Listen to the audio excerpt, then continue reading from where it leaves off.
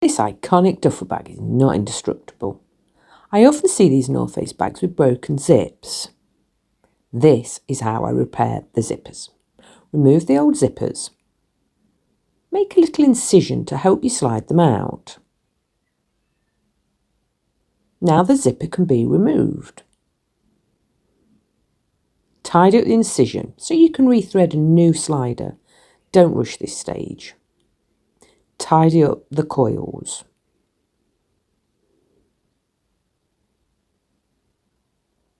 Rethread a zipper slider. Thread both sides of the teeth onto the slider, like this. Watch again.